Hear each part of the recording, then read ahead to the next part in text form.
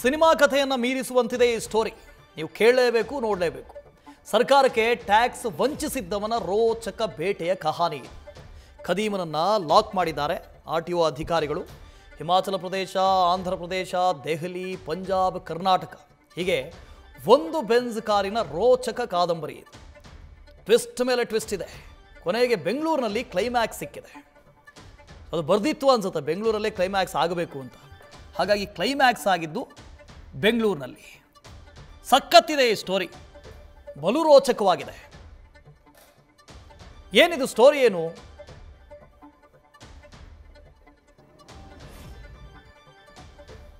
ನೋಡಿ, ಕರ್ನಾಟಕ ಟು ಹಿಮಾಚಲ ಪ್ರದೇಶ, ಬೆಂಗಳೂರಿನ ಸುಂದರಂ motors car ಮಾರಾಟ ಮಾಡುತ್ತೆ. ಹೈದರಾಬಾದ್ ಮೂಲದ ನಿಹಾಲ್ ಅಹ್ಮದ್ ಇವರಿಂದ ಕಾರು ಖರೀದಿಯಾಗತ್ತೆ. ತಿಳ್ಕೊಳ್ಳಿ, ಬೆಂಗಳೂರಿನ ಸುಂದರಂ ಮೋಟರ್ಸ್ ಇವರು ಕಾರನ್ನು ಮಾಡ್ತಾರೆ. ಹೈದರಾಬಾದ್ ಮೂಲದ ನಿಹಾಲ್ ಅಹ್ಮದ್ ಕಾರನ್ನು ಖರೀದಿ ಮಾಡ್ತಾರೆ. ಹೇಗೆ ಖರೀದಿ ಮಾಡ್ತಾರೆ? HDFC ಬ್ಯಾಂಕ್ನಲ್ಲಿ ಲೋನ್ ಮಾಡಿ ಕಾರನ್ನು ಖರೀದಿ ಮಾಡ್ತಾರೆ. ನಿಹಾಲ್ ಹೈದರಾಬಾದ್ನ ಮಿಯಾಪುರದ HDFC ಬ್ಯಾಂಕ್ನಲ್ಲಿ ಒಂದು ಲೋನ್ ಅಪ್ಲೈ ಮಾಡ್ತಾರೆ. ಆ ಲೋನ್ ಅಮೌಂಟ್ ಬರುತ್ತೆ. ಆ ಅಮೌಂಟ್ನಿಂದ ಇವರು ಕಾರನ್ನು ಖರೀದಿ ಮಾಡ್ತಾರೆ. 2020 ತನಕ ಕಾರು ರಿಜಿಸ್ಟ್ರೇಷನ್ ಆಗಿರಲ್ಲ, ಕಾರನ್ನು ರಿಜಿಸ್ಟ್ರೇ ಮಾಡಿರಲ್ಲ. ನಿಮಗೆ ಕಾರು ಲೋನ್ ಪ್ರೊಸೀಜರ್ ಗೊತ್ತಿರುತ್ತೆ. ಲೋನ್ ಒಮ್ಮೆ ಅಪ್ಲೈ ಆಗುತ್ತೆ, ಲೋನ್ ಸಿಗುತ್ತೆ. ಆ ಲೋನ್ ಅಮೌಂಟು ಇವ್ರ ಕೈಗೆ ಸಿಗಲ್ಲ, ನೇರವಾಗಿ ಕಾರ್ಗೆ ಹೋಗುತ್ತೆ. ಅಂದರೆ ಕಾರನ್ನು ಎಲ್ಲಿ ಪರ್ಚೇಸ್ ಮಾಡಿರ್ತಾರೆ ಅವ್ರಿಗೆ ಹೋಗುತ್ತೆ, ಅಲ್ಲಿಂದ ತಗೊಳ್ತಾರೆ. ಆ ನಂತರ ಅಲ್ಲೊಂದು ಗ್ಯಾಪ್ ಆಗುತ್ತೆ. ಬ್ಯಾಂಕ್ಗೂ ಯಾರು ಕಾರನ್ನು ಮಾಡ್ತಾ ಇದ್ದಾರೋ ಇವ್ರಿಗೊಂದು ಗ್ಯಾಪ್ ಇರುತ್ತೆ. ಮಧ್ಯೆ RTO ಬರುತ್ತೆ. ರಿಜಿಸ್ಟ್ರೇಷನ್ ಯಾರು ಮಾಡಬೇಕು? RTO ಅವ್ರು ಮಾಡಬೇಕು. ಸೊ ಇಲ್ಲಿ 2020 ತನಕ ರಿಜಿಸ್ಟ್ರೇಷನ್ನೇ ಮಾಡಿರಲಿಲ್ವಂತೆ ನಿಹಾಲ್ ಅಹ್ಮದ್. ದೆಹಲಿಯ ಕಾರು ಡೀಲರ್ಗೆ ಮಾರಾಟ ಮಾಡ್ತಾನೆ ನಿಹಾಲ್ ಅಹ್ಮದ್. ಇವನು ಕೂಡ ಒಬ್ಬ ಡೀಲರೇ. ಇದರಲ್ಲಿ ಇದ್ದವರೆಲ್ಲ ಡೀಲರ್ಗಳೇ. ಈ ಕಾರನ್ನು ಖರೀದಿ ಮಾಡಿದಂಥ ಹೈದರಾಬಾದ್ನ ನಿಹಾಲ್ ಅಹ್ಮದ್ ಅವನು ಕೂಡ ಡೀಲರ್. ಕಾರನ್ನು ಖರೀದಿ ಮಾಡ್ತಾನೆ, ರಿಜಿಸ್ಟ್ರೇಷನ್ ಮಾಡಲ್ಲ. ಯಾಕೆಂದರೆ ಅದಕ್ಕೆ ಎಕ್ಸ್ಟ್ರಾ ಅಮೌಂಟ್ ಆಗುತ್ತೆ, ರಿಜಿಸ್ಟ್ರೇಷನ್ ಚಾರ್ಜ್ ಕಟ್ಟಬೇಕು. ಇದು ಬೇರೆ ಐಷಾರಾಮಿ ಕಾರು, ಲಕ್ಷಾಂತರ ರೂಪಾಯಿ ಕಟ್ಟಬೇಕು. ಸೊ ಅದನ್ನು ಉಳಿಸೋದಕ್ಕೆ ಇಲ್ಲಿಂದ ತಗೊಳ್ತಾನೆ, ಇನ್ನೊಂದು ಕಡೆಗೆ ಮಾಡ್ತಾನೆ. ಸೊ ದೆಹಲಿಯ ಕಾರು ಡೀಲರ್ಗೆ ಮಾರಾಟ ಮಾಡ್ತಾನೆ ನಿಹಾಲ್ ಅಹ್ಮದ್. ಇನ್ನೂ ರಿಜಿಸ್ಟರ್ ಆಗಿಲ್ಲ ಕಾರು. ಇದರಿಂದ ಬೆಂಗಳೂರಿನಲ್ಲಿ ಖರೀದಿ ಮಾಡಿದಂಥ ಕಾರು ದೆಹಲಿಗೆ ಹೋಗುತ್ತೆ. ಅಲ್ಲೂ ರಿಜಿಸ್ಟ್ರೇಷನ್ ಇಲ್ಲ. ದೆಹಲಿಗೆ ಮರ್ಸಿಡೀಸ್ ಬೆಂಜ್ ಕಾರು ತಲುಪಿ ಆದಮೇಲೆ ದೆಹಲಿಯ ಕಾರು ಡೀಲರ್ ನಕಲಿ ದಾಖಲೆಯನ್ನು ಸೃಷ್ಟಿ ಮಾಡಿ ಅಲ್ಲಿ ರಿಜಿಸ್ಟ್ರೇಷನ್ ಮಾಡ್ತಾನೆ. ಕರ್ನಾಟಕದ ಕಾರ್ ಅದು, ಇಲ್ಲಿ ರಿಜಿಸ್ಟರ್ ಆಗಿಲ್ಲ. ಇಲ್ಲಿ ರೋಡ್ ಟ್ಯಾಕ್ಸು, ರಿಜಿಸ್ಟ್ರೇಷನ್ ಫೀ ಏನೂ ಕಟ್ಟಿಲ್ಲ. ನೇರವಾಗಿ ದೆಹಲಿಗೆ ಹೋಗುತ್ತೆ. ದೆಹಲಿಯಲ್ಲಿ ನಕಲಿ ದಾಖಲೆಗಳನ್ನು ಸೃಷ್ಟಿ ಮಾಡಿ ಅಲ್ಲಿ ರಿಜಿಸ್ಟ್ರೇಷನ್ ಮಾಡಿಸ್ತಾರೆ. ಹಿಮಾಚಲ ಪ್ರದೇಶದ ಟಿಯಾಗೋ ಎಂಬಾತ ಅವನ ಹೆಸರಿನಲ್ಲಿ ಕಾರು ರಿಜಿಸ್ಟ್ರೇಷನ್ ಮಾಡಿಸ್ತಾರೆ. ಸೊ ಇಲ್ಲಿ ಇಬ್ಬರಾದ್ರೆ, ಈಗ ಒಬ್ಬ ಅಹ್ಮದ್ದು, ಇನ್ನೊಬ್ಬ ಟಿಯಾಗೋ. ಇವನ ಹೆಸರಿಗೆ ಹೋಗುತ್ತೆ, ರಿಜಿಸ್ಟ್ರೇಷನ್ ಆಗುತ್ತೆ. ಈಗ ಒಂದು ಕಹಾನಿ, ಒಂದು ಪಾರ್ಟ್ ಮುಗೀತು. ಬೆಂಗಳೂರಿಂದ ದೆಹಲಿಗೆ ಹೋಗಿದ್ದು ಮುಗೀತು. ಈಗ ಹಿಮಾಚಲ ಪ್ರದೇಶ, ಅಲ್ಲಿಂದ ದೆಹಲಿಗೆ ಹೋಗುತ್ತೆ. HDFC ಲೋನ್ ಕಟ್ಟಿಲ್ಲ. ಕಾರು ಹುಡುಕೋದಕ್ಕೆ ಬ್ಯಾಂಕ್ ಸಿಬ್ಬಂದಿ ಶುರು ಮಾಡ್ತಾರೆ. ಇನ್ನು ಫಸ್ಟು ಕಾರನ್ನು ಖರೀದಿ ಮಾಡೋದಕ್ಕೆ HDFC ಇಂದ ಲೋನ್ ತಗೊಂಡಲ್ಲ, ಆ ಲೋನನ್ನು ಕಟ್ಟಿರೋದಿಲ್ಲ. ಸೊ ಅದಕ್ಕೆ ಅವರು ಕಾರು ಹುಡುಕಾಟ ಮಾಡ್ತಾರೆ. ಕಾರ್ಡನ್ನು ಜಪ್ತಿ ಮಾಡಬೇಕಲ್ಲ ಕಾರನ್ನ. ಹಾಗಾಗಿ ಬ್ಯಾಂಕ್ ಸಿಬ್ಬಂದಿ ಕಾರು ಹುಡುಕಾಡೋದಕ್ಕೆ ಶುರು ಮಾಡ್ತಾರೆ. ಬೆಂಗಳೂರಲ್ಲೆಲ್ಲ ಇದ್ದಿದ್ದು ಎಲ್ಲಿದೆ? ಇಲ್ಲ. ಹೈದರಾಬಾದಲ್ಲೆಲ್ಲ ಇದ್ದಿದ್ದು ಎಲ್ಲಿದೆ? ಅಲ್ಲೂ ಕಾರಿಲ್ಲ. ಆಮೇಲೆ ಬ್ಯಾಂಕ್ ಸಿಬ್ಬಂದಿಗೆ ಹಿಮಾಚಲ ಪ್ರದೇಶದಲ್ಲಿ ನಕಲಿ ದಾಖಲೆ ಸೃಷ್ಟಿ ಮಾಡಿ ರಿಜಿಸ್ಟರ್ ಮಾಡಿದ್ದಾರೆ ಅಂತ ಗೊತ್ತಾಗತ್ತೆ. ಒಬ್ಬರು ದೂರು ಕೊಟ್ಟಿರ್ತಾರೆ ಮಿಯಾಪುರ HDFC ಬ್ಯಾಂಕ್ನ ಅಧಿಕಾರಿಗಳು. ಹಿಮಾಚಲ ಪ್ರದೇಶದ ಸಾರಿಗೆ ಇಲಾಖೆಯ ಅಧಿಕಾರಿಗಳಿಗೆ ಮಾಹಿತಿ ಬರುತ್ತೆ. ಹಿಮಾಚಲ ಪ್ರದೇಶದ RTO ಅಧಿಕಾರಿಗಳು ತನಿಖೆ ಮಾಡ್ತಾರೆ. ಆ ತನಿಖೆಯಲ್ಲಿ G63 EURO ಯೂರೋ 4 ಈ ಮಾಡೆಲ್ನ ಕಾರು G63 EURO ಯೂರೋ 6 ಅಂದರೆ ಯೂರೋ 4 ಇದ್ದಿದ್ದನ್ನು ಯೂರೋ 6 ಮಾಡಿ ರಿಜಿಸ್ಟ್ರೇಷನ್ ಮಾಡಿದ್ದಾರೆ ಎಂದು ಗೊತ್ತಾಗುತ್ತೆ. ಹೀಗಾಗಿ ಟಿಯಾಗೋ RCಯನ್ನು ಕ್ಯಾನ್ಸಲ್ ಮಾಡ್ತಾರೆ. ಇಷ್ಟು RC ಕ್ಯಾನ್ಸಲ್ ಆದವರೇ ಗೊತ್ತಾಯ್ತು ಈಗ. ಆಮೇಲೆ ಟಿಯಾಗೋ ಕೂಡಲೇ ತನ್ನ ವಾಹನದ ನಂಬರನ್ನು ಬದಲಾವಣೆ ಮಾಡ್ತಾನೆ. ಹಿಮಾಚಲ ಪ್ರದೇಶ ಇದ್ದಿದ್ದನ್ನು PB ಮಾಡ್ತಾನೆ. ಪಂಜಾಬ್ ರಿಜಿಸ್ಟ್ರೇಷನ್ ಅಂತ ಬೋರ್ಡ್ ಹಾಕೊಂಡು ಓಡಿಸೋದಕ್ಕೆ ಶುರು ಮಾಡ್ತಾನೆ ದೆಹಲಿಯಲ್ಲಿ. ಸೊ ಹಾಗೂ ಮಾಡ್ಬೋದು. ಯಾವುದೋ ರಿಜಿಸ್ಟ್ರೇಷನ್ ಬೋರ್ಡು, ಅದನ್ನು ಕಿತ್ತಾಕೋದು, ಇನ್ನೊಂದು ಆಗೋದು.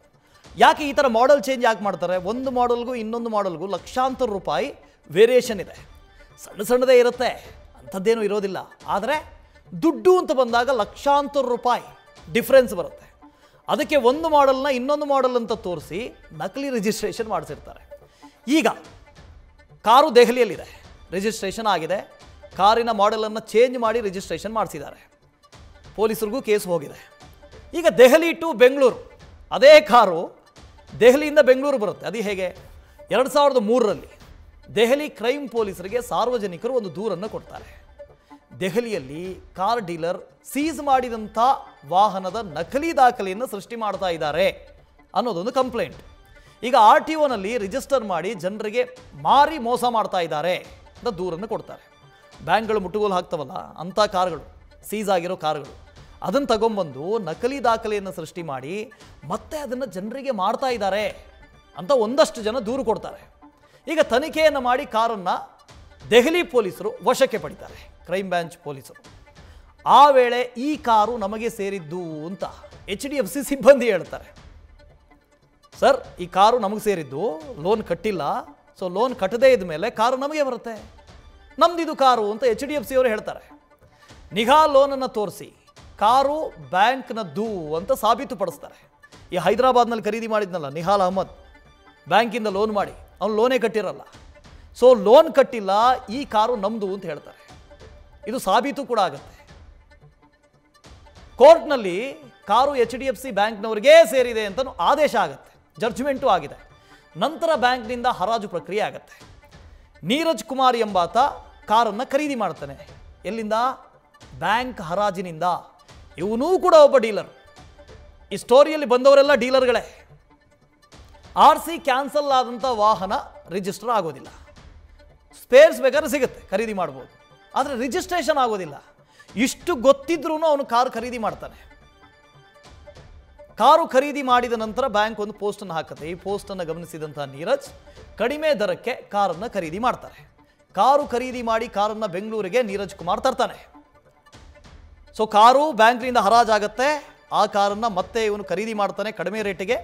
ಗೊತ್ತಿದ್ದೂ ಕೂಡ ರಿಜಿಸ್ಟ್ರೇಷನ್ ಆಗೋದಿಲ್ಲ, RC ಕ್ಯಾನ್ಸಲ್ ಆಗಿದೆ, ರಿಜಿಸ್ಟ್ರೇಷನ್ ಆಗೋದಿಲ್ಲ ಅನ್ನೋದು ಗೊತ್ತಿದ್ದೂ ಕಾರನ್ನು ಖರೀದಿ ಮಾಡಿ ಬೆಂಗಳೂರು ತಗೊಂಡ್ಬರ್ತಾನೆ. ಇಲ್ಲಿವರೆಗೆ ಆಯ್ತು. ಈಗ ಬೆಂಗಳೂರಿಗೆ ಕಾರು ಬರುತ್ತೆ, ಇನ್ನೂ ಕೂಡ ರಿಜಿಸ್ಟರ್ ಆಗಿಲ್ಲ, ರಿಜಿಸ್ಟ್ರೇಷನ್ ಆಗೋದಿಲ್ಲ. ಅದು ರಿಜಿಸ್ಟರ್ ಆಗೋದಿಲ್ಲ ಅಂತ ಗೊತ್ತಿದ್ರೂ ಕೂಡ ನೀರಜ್ಜು ಬೆಂಗಳೂರಿಗೆ ತರ್ತಾನೆ ಆ ಕಾರನ್ನು.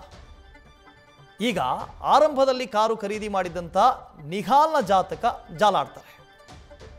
2014ರ ನಂಬರನ್ನು ಮುಂದಿಟ್ಕೊಂಡು ಕಾರು ರಿಜಿಸ್ಟ್ರೇಷನ್ಗೆ ಈ ನೀರಜ್ ಮುಂದಾಗ್ತಾನೆ. ಮತ್ತೆ ನಾನು ರಿಜಿಸ್ಟರ್ ಮಾಡ್ತೀನಿ ಅಂತ ಹೋಗ್ತಾನೆ. ಕರಾವಳಿ ಮೂಲದವರ ಪರಿಚಯ ಆಗುತ್ತೆ. ಉಡುಪಿ RTOದಲ್ಲಿ ರಿಜಿಸ್ಟ್ರೇಷನ್ ಮಾಡುವಾಗ ಒಬ್ಬರು ಪರಿಚಯ ಆಗ್ತಾರೆ, ಅಲ್ಲಿ RTOದಲ್ಲಿ ರಿಜಿಸ್ಟ್ರೇಷನ್ ಮಾಡ್ತಾರೆ. ಈ ವೇಳೆ ಉಡುಪಿಯ RTO ಅಧಿಕಾರಿಗಳು ಮತ್ತೊಂದು ಎಡವಟ್ಟು ಮಾಡ್ತಾರೆ. ಬೆನ್ಸ್ G63 ಕಾರನ್ನು ಮಾಡಿಫೈ ಮಾಡಿ ಬೆನ್ಸ್ GLA ಕಾರು ಅಂತ ರಿಜಿಸ್ಟರ್ ಮಾಡ್ತಾರೆ, ಅಂದರೆ ಬೇರೆ ವರ್ಷನ್ ಕಾರು ಅಂತ. ಮರ್ಸಿಡೀಸ್ ಬೆನ್ಸ್ G63 ಕಾರಿಗೆ 40 ಲಕ್ಷಕ್ಕೂ ಅಧಿಕ ಟ್ಯಾಕ್ಸ್ ಕಟ್ಟಬೇಕು. ಅದೇ ಬೆನ್ಸ್ GLAಗೆ 5 ಲಕ್ಷ ಮಾತ್ರ.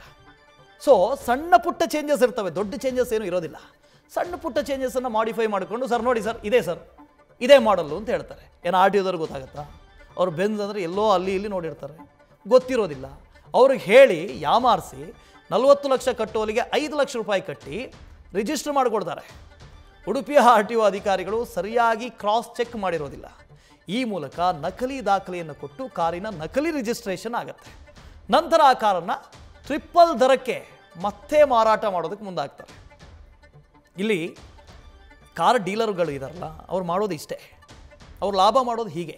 ಯಾವುದೋ ಒಂದು ಕಾರ್ ಖರೀದಿ ಮಾಡ್ತಾರೆ, ಅದರಲ್ಲೊಂದು 30%, 40% ಮಾರ್ಜಿನ್ ಇಟ್ಕೊಳ್ತಾರೆ, ಇನ್ನೊಬ್ಬರಿಗೆ ಮಾರ್ತಾರೆ. ಅವ್ರ ದಂಧೆ ಇರೋದೇ ಹಾಗೆ. ಬಟ್ ಇಲ್ಲಿ ಕೇಸ್ ಹೇಗಾಗಿದೆ ಅಂದರೆ, ಬೆಂಗಳೂರಿಂದ ಹೈದರಾಬಾದ್ಗೆ ಹೋಗಿ, ಹೈದರಾಬಾದಿಂದ ದೆಹಲಿಗೆ ಹೋಗಿ, ದೆಹಲಿಯಿಂದ ಹಿಮಾಚಲ ಪ್ರದೇಶಕ್ಕೆ ಹೋಗಿ, ಮತ್ತು ದೆಹಲಿಗೆ ಬಂದು ಮತ್ತು ಬೆಂಗಳೂರು ಬಂದಿದೆ. ಬೆಂಗಳೂರಿಂದ ಉಡುಪಿಗೆ ಹೋಗಿ ಅಲ್ಲಿ ಮತ್ತೆ ನಕಲಿ ರಿಜಿಸ್ಟ್ರೇಷನ್ ಮಾಡ್ಕೊಂಡು ಬಂದಿದ್ದಾರೆ. ಈಗ ರಿಜಿಸ್ಟ್ರೇಷನ್ ಮುಗೀತು. ಬೆಂಗಳೂರಿನಲ್ಲಿ ಕಾರಲ್ಲಿ ಈ ನೀರಜ್ ಓಡಾಡ್ತಾ ಇದ್ದ, ಹೇಗೂ ರಿಜಿಸ್ಟ್ರೇಷನ್ ಆಗಿದೆಯಲ್ಲ, ಓಡಾಡ್ತಾ ಇದ್ದ. ಕೆಲ ದಿನದಲ್ಲೇ ಮತ್ತೆ ಕಾರನ್ನು ಮಾರಾಟ ಮಾಡೋದಕ್ಕೆ ಮುಂದಾಗ್ತಾನೆ. ಬೇರೆ ರೇಟ್ ಸಿಕ್ಕಿರುತ್ತೆ, ಒಳ್ಳೆ ರೇಟು, ಅದಕ್ಕೆ ಮಾರಾಟ ಮಾಡ್ತೀನಿ ಅಂತ ಮುಂದಾಗ್ತಾನೆ. ಈಗ ಆನ್ಲೈನ್ನಲ್ಲಿ ಫೋಟೋ ಹಾಕ್ತಾನೆ, ಕಾರು ಮಾರಾಟಕ್ಕೆ ತಯಾರಿ ಆಗುತ್ತೆ. ಈ ಫೋಟೋವನ್ನು ನೋಡಿದಂಥ ಬೆಂಗಳೂರಿನ ವ್ಯಕ್ತಿಗೆ ಅನುಮಾನ ಶುರುವಾಗುತ್ತೆ. ಯಾಕೆ ಅಂದರೆ ಕಾರ್ನ ಬಗ್ಗೆ ಗೊತ್ತಿದ್ದವರಿಗೆ ಇದು ಯಾವ ಮಾಡೆಲ್ ಅಂತ ನೋಡೋ ತಕ್ಷಣ ಗೊತ್ತಾಗುತ್ತೆ. ನೀವು ಎಂಥದ್ದೇ ಮಾಡಿ, ಮಾಡಿಫೈಯೇ ಮಾಡಿ, ಗೊತ್ತಾಗತ್ತೆ ಇದು ಈ ಮಾಡೆಲ್ ಅಲ್ಲ ಅಂತ. ಫೋಟೋ ಹಾಕಿದ್ದ, ಫೋಟೋದಲ್ಲಿ ಮಾಡೆಲ್ ಇತ್ತು, ಬಟ್ ಈ ಮಾಡೆಲ್ ಚೇಂಜ್ ಆಗಿತ್ತು. ವ್ಯಕ್ತಿಗೆ ಅನುಮಾನ ಶುರುವಾಗುತ್ತೆ. RTO ಅಧಿಕಾರಿಗಳಿಗೆ ಮಾಹಿತಿ ಕೊಡ್ತಾರೆ. ಆಗ ನೀರಜ್ ಅಲರ್ಟ್ ಆಗ್ತಾನೆ.